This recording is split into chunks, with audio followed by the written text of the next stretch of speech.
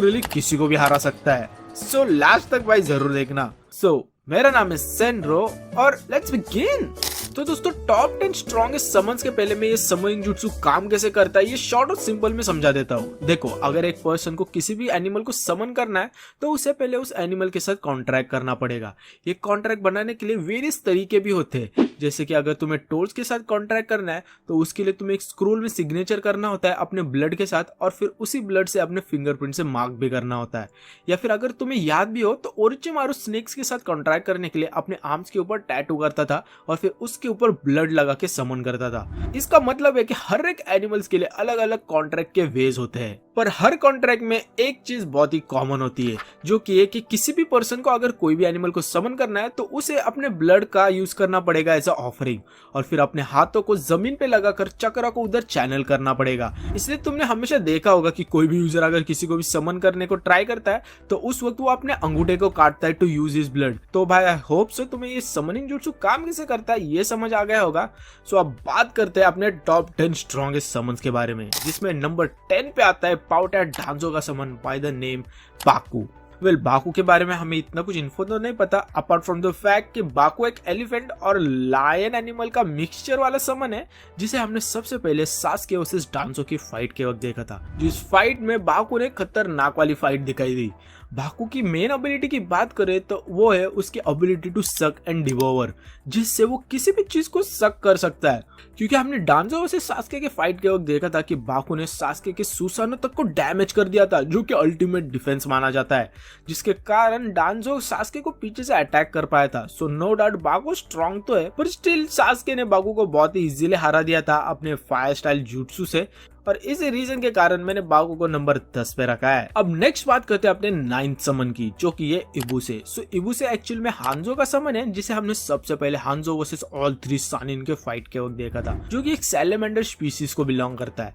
पहले इबुसे के बारे में भी कुछ इतनी इन्फो नहीं है, पर थोड़ी बहुत इन्फो से हमें पता चलता है कि इबुसे एक पावरफुल समन था, जो कि लिटरली एक शिनोबी आर्मी तक को मार सकता है due to special ability poison cloud, जिससे इबुसे एक डेडली पॉइजन रिलीज करता है, जिससे अगर कोई भी इनहेल करेगा तो उसकी बॉडी नम पड़ जाएगी और वो इवेंचुअली मर जाएगा। और इस पॉइजन का भाई कोई भी बचने का तरीका नहीं है। आई मीन तुम इससे बच सकते हो अगर तुम्हारे पास एंटीडोट है तो, वरना तो भाई तुम्हारा गेम ओवर। पर स्टिल भले ही ये बहुत ही ओपी एबिलिटी है, पर इबुसे को ये पॉइजन क्लाउड यूज करने के लिए पहले 5 मिनट तक अपने अंदर पॉइजन को बनाना पड़ता है, ताकि वो इसे बाद में रिलीज कर सके। ऊपर से इबुसे डांजो का समन है तो ऑफकोर्स भाई स्ट्रॉन्ग तो होगा ही, पर स्टिल इसकी इतनी कोई ज्यादा इन्फो भी नहीं है, इसलिए मैंने इबुसे को नंबर 9 पे रखा है। अब नेक्स्ट नंबर 8 पे आता है गामाबुंडा। आई नो बहुत सारे लोग बिल्कुल भी अग्री नहीं करेंगे, पर एक बार मेरी बात सुन लो। देखो, गामाबुंडा एक्चुअली में एक टोड स्पीशीज का समन है, जो कि बिलोंग करता है फ्रॉम माउंट मियोबोकू, जहाँ बाकी सारे टोड्स भी रहते हैं। गामाबुंडा को हमने सबसे पहले जिराय को यूज करते हुए देखा था इन द एनिमे, पर ऐसा नहीं है कि सिर्फ जिराय उसे समन कर सकता है, उल्टा मिनाटो, कोनोहामारू, नारुतो भी गामाबुंडा को समन कर सकते हैं। फिर गामाबुंडा के एबिलिटीज और पावर्स के बारे में देखें तो गामाबुंडा अपने मुंह से ऑयल फेंक सकता है, जिससे वो फायर जुट्सु का पावर को एनहांस कर सकता है, और इसके साथ साथ गामाबुंडा वाटर ब्लास्ट भी यूज कर सकता है टू अटैक इट्स अपोनेंट। इतना ही नहीं, गामाबुंडा के पास खतरनाक वाली एजिलिटी और स्ट्रेंथ है, जिसका जलवा हमने शुकाकू के फाइट के वक्त देखा ही था कि कैसे गामाबुंडा ने शुकाकू, जो कि टेल बीस्ट है, उसे टक्कर दे दी और उसके हाथ तक को काट दिया था। और ऊपर से आगे जाके गामाबुंडा ने तो मांडा के साथ भी फाइट की थी और पेन के समन को भी अच्छी खासी टक्कर दी थी। और अगर तुम्हें पता ना हो तो मैं ये भी बता दूं कि गामाबुंडा ने तो लिटरली कुरामा तक को थोड़ी देर के लिए रिस्ट्रेन कर दिया था, जो कि भाई नो डाउट इजी काम नहीं है। पर स्टिल मैंने गामाबुंडा को नंबर 8 पे रखा है, क्योंकि देखो गामाबुंडा के पास कोई स्पेशल एबिलिटी ही नहीं है, जैसे कि बाकी सारे समन्स के पास है। नेक्स्ट नंबर 7 पे आता है लेडी कात्सुयु। आई नो बहुत सारे लोग बोलेंगे कि lady कात्सुयु should be below गामाबुंडा,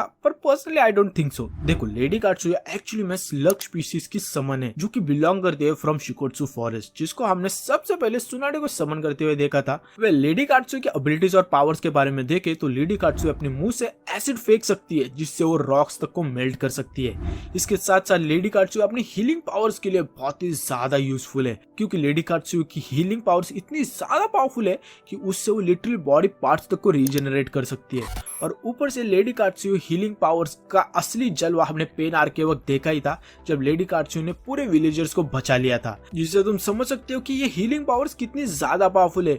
I know अभी बहुत सारे लोग सोच रहे होंगे कि आखिर मैंने लेडी कात्सुयो को गामा बुंडा के ऊपर क्यों रखा है। तो देखो, गामा बुंडा ऐसा देखा जाए तो दोनों अटैक और डिफेंस में अच्छा है, पर लेडी कात्सुयो डिफेंस और हीलिंग में गॉड लेवल स्ट्रॉन्ग है, क्योंकि लेडी कात्सुयो की बॉडी लिटरली कौन से भी अटैक को झेल सकती है। आफ्टर ऑल उसने पेन के तेनगाई शिनसे को सर्वाइव कर लिया था, और ऊपर से लेडी कात्सुयो अपने बॉडी को मिलियंस ऑफ पीसेस में भी डिवाइड कर सकती है, जो कि हमने पेन आर्क और फोर्थ ग्रेड निंजा वॉर में भी देखा था। इतना ही नहीं, लेडी कात्सुयो एक्चुअली में इससे भी ज्यादा बड़ी है, इतनी बड़ी कि सुनाडे सिर्फ उसका 1/10 फॉर्म को समन कर सकती है। तो सोचो भाई, अगर लेडी कात्सुयो अपने ट्रू फॉर्म में समन हो जाए तो क्या ही डेंजर होगा। और इसलिए मैंने लेडी कात्सुयो के गामा बुंडा के ऊपर रखा है। और ऊपर से अगर लेडी कात्सुयो के पास थोड़े बहुत अटैकिंग पावर भी होते तो मैं उसे शायद से और हाई रैंक पे भी रखता।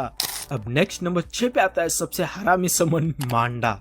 देखो, मांडा एक्चुअली में एक स्नेक वाला समन है जो कि ryuchi केव से बिलोंग करता है। वेल, मांडा ऐसा देखा जाए तो एक एक्सट्रीमली पावरफुल समन था, जो कि ओरोचिमारू और सास्के का समन था। पर मांडा पावरफुल होने के साथ साथ एक नंबर का पाउटा भी था, क्योंकि मांडा एक लौता ऐसा समन है जो कि अपने समनर की बात नहीं मानता और उल्टा अपने समनर को ही धमकी देता है कि मैं तुझे मार दूंगा अगर मुझे फिर से बुलाया तो। ऊपर से अगर तुम्हें पता ना हो तो मैं ये भी बता दूं कि ओरोचिमारू जब भी मांडा को समन करता है तो मांडा उसे बोलता है कि तुम्हें मुझे 100 ह्यूमन सैक्रिफाइस देने पड़ेंगे, तभी मैं तुम्हारी मदद करूंगा। भाई कुछ भी बोले, ये मांडा का अलग ही लेवल का जलवा है। वेल, मांडा की एबिलिटीज के बारे में देखे तो ऐसे कोई स्पेशल पावर तो नहीं है मांडा के पास, पर मांडा के पास खतरनाक वाली स्पीड और स्ट्रेंथ है। इसलिए तो अगर तुम्हें याद हो तो मांडा ने अकेले से कात्सुयो और गामा बुंडा को पेल दिया था। ऊपर से मांडा ने काइंड ऑफ देदरा के अल्टीमेट अटैक तक को झेल लिया था, पर वो अलग बात है कि उसके बाद वो मर गया था। पर स्टिल भाई, मैंने इसे नंबर 6 पे रखा है। अब मांडा के बाद नंबर 5 पे समन आता है bye the name multi headed dog.